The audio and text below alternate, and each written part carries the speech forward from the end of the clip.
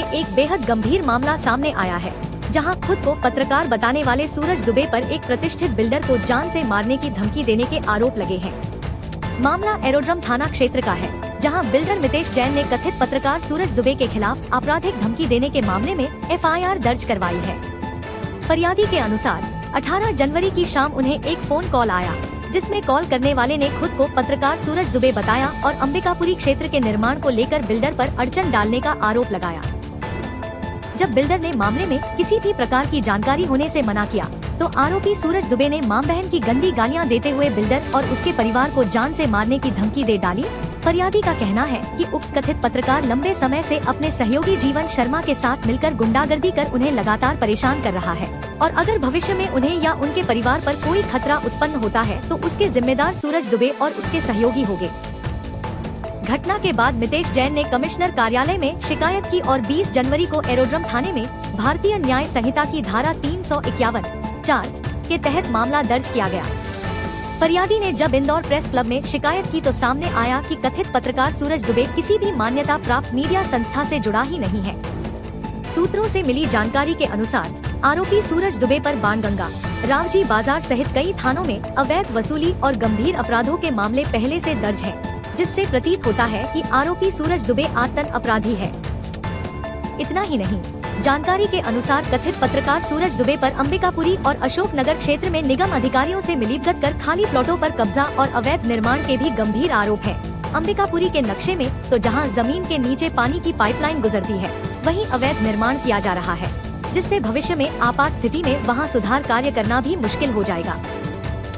इस पूरे मामले की शिकायत अब उच्च स्तर पर की जा रही है और प्रशासन से मांग की जा रही है कि इस तरह पत्रकारिता की आड़ में गुंडागर्दी, अवैध कब्जे और वसूली करने वाले आरोपियों की गहन और निष्पक्ष जांच कर इन पर कड़ी कार्यवाही की जाए तथा इनके द्वारा किए गए अवैध कब्जों को अतिक्रमण मुक्त करवाकर इनके अपराधों पर अंकुश लगाने के लिए कड़ी से कड़ी कार्रवाई की जाए, ताकि पत्रकारिता की छवि धूमिल करने वाले ऐसे कथित फर्जी पत्रकारों के आतंक से शहरवासियों को राहत मिल सके। जी सर, आपका नाम? मितेश जैन। मितेश जैन जी, आपने एफआईआर दर्ज करवाई है एरोड्रम थाने में, तो क्या मामला है ये, किस संबंध में आपको जो धमकी मिली है?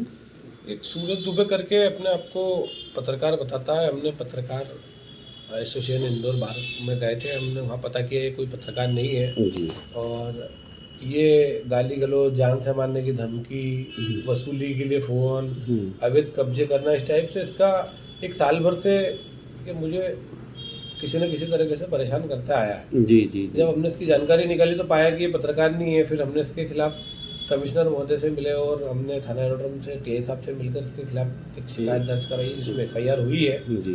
अभी शायद गिरफ्तार तो हुआ नहीं है जी, पर मैं माननीय कमिश्नर साहब से, माननीय टीआई महोदय से आपके चैनल के माध्यम से ये विनती करता हूँ कि सूरज दुबे जो है, जिस तरीके का हमको उसकी बातें बाजार से पता पड़ी है, वो कब्जा, उसका काम, वो यूपी का रहने वाला है कहीं का जी, और उसका काम है इंदौर में कब्जे करना और उस पर तरह तरह के थानों में अपराध लगे।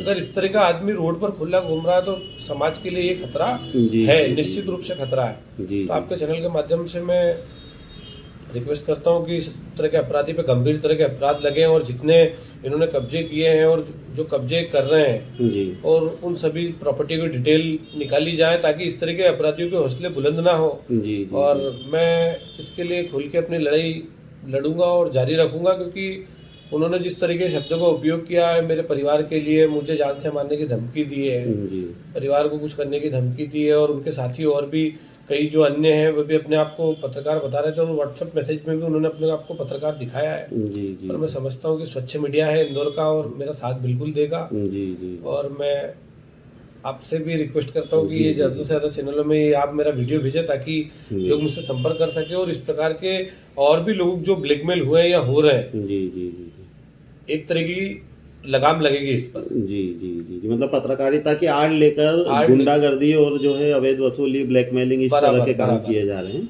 और ऐसा मैं बोल रहा हूँ, मेरे पास तो रिकॉर्ड है, रिकॉर्डेड चीज है। जी। भाई उन्होंने हमको व्हाट्सएप कॉल किए, इतने सारे कॉल किए और हम परेशान हो गए उनके फोन उठा के। फिर वो गाली बक रहे थे, हमने कहा कंटिन्यू आप बकते रहे, फिर समझेंगे, और धमकी देते रहे। हमने कहा ठीक है।